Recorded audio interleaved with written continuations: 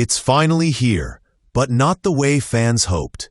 Vampire the Masquerade Bloodlines 2 has officially launched, and the reaction? Well, let's just say it's complicated. For 2 decades, fans have dreamed of a true sequel to one of the most beloved cult RPGs ever made. But instead of celebration, we've got confusion, frustration, and disappointment spreading across Steam. The long-awaited return of Bloodlines was supposed to bring back that dark, immersive world of vampires, politics, and moral choices. Instead, it's sitting at a mixed rating, with players saying it feels nothing like the original. How did a game with so much potential and such a loyal fanbase end up here? The story behind Bloodlines 2 is a saga of development chaos, delays, studio swaps, and decisions that alienated the very people who waited decades for it. And now that it's finally out, fans are left asking, was it even worth the wait? Let's rewind a bit, because the journey to this launch was a nightmare in itself. The first Vampire the Masquerade Bloodlines, released back in 2004, a messy, buggy masterpiece that became a cult classic over time.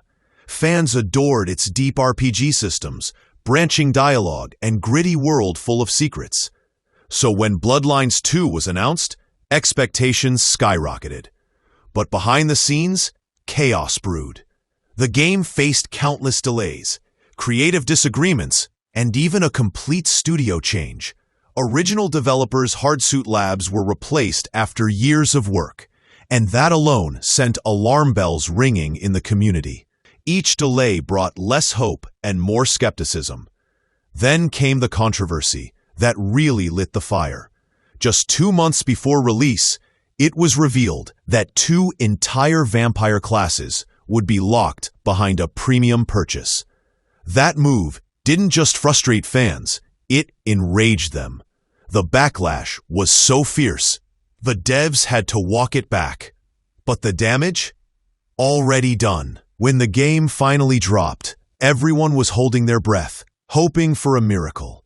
But the early reviews made it clear, this wasn't the triumphant return fans had dreamed of.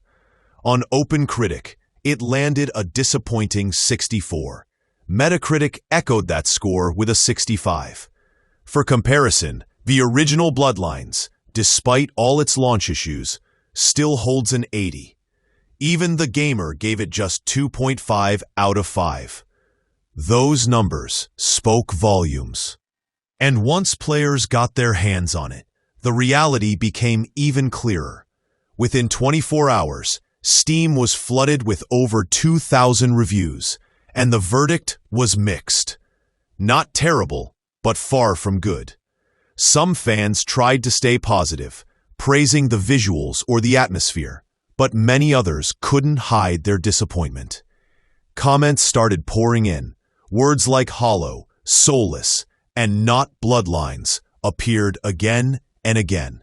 For many, this sequel felt like a completely different game, wearing the mask of a beloved name. One reviewer summed up the frustration perfectly, writing, "This is not Bloodlines 2. This is Vampire Seattle preying upon the Bloodlines name."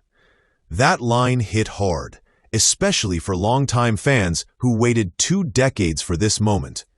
They accused the publishers of hijacking what was once a labor of love from the original creators and handing it over to a team with no real RPG experience.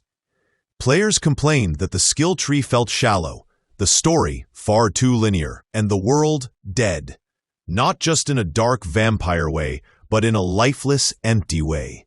Gone were the days of complex morality choices and deeply branching dialogue. Instead, gamers found themselves walking through pretty environments that didn't have much to say. Another reviewer asked a painful question.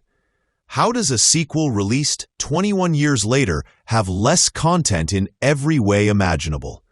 It was the kind of comment that reveals not anger, but heartbreak. And honestly, that heartbreak is understandable. The original Bloodlines wasn't perfect. It launched buggy, rushed, and half-finished. But it had soul. It had a heartbeat that fans could feel beneath all its flaws. Players connected with its characters, its writing, its atmosphere. You could sense that the people who made it truly cared. But Bloodlines 2? It feels more like a corporate project that tried to imitate something it didn't understand. Even its comparisons sting a bit.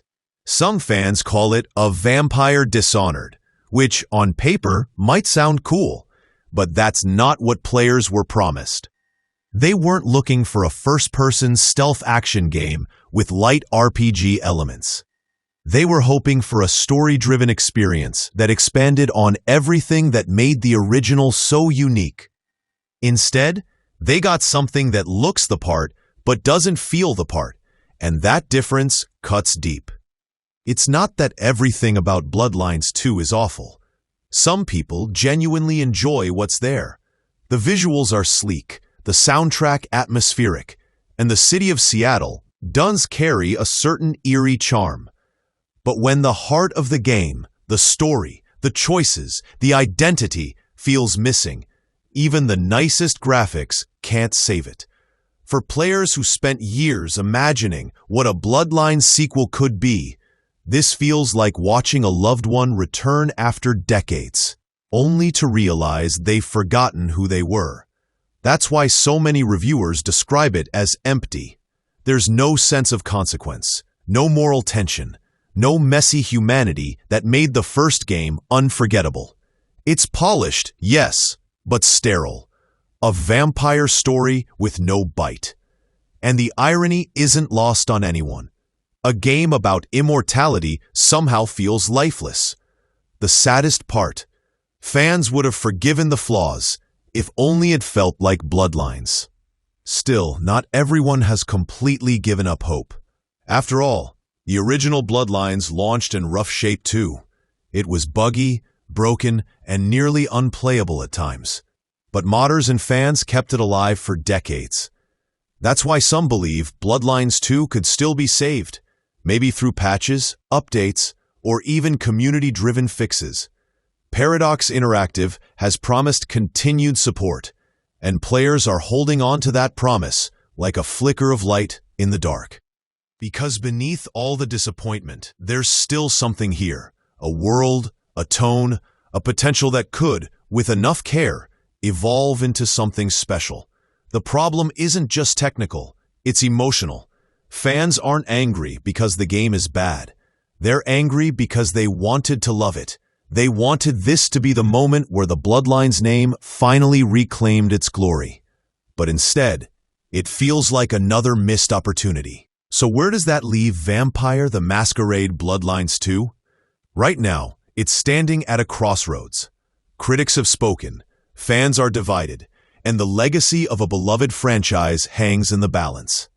Maybe, over time, patches and updates will breathe new life into it. Maybe the developers will listen, rebuild, and restore the heart that made the original unforgettable. But if nothing changes, Bloodlines 2 might go down as a cautionary tale, a game that looked beautiful on the surface, but couldn't capture the essence of what made its predecessor legendary. Still, the vampire community is resilient. Players have waited 21 years. They can wait a little longer for redemption. Because when you love something this much, you don't let it die easily. Whether this game revives or fades into the shadows, one thing is certain. Bloodlines will always have fans who believe in its dark, haunting magic.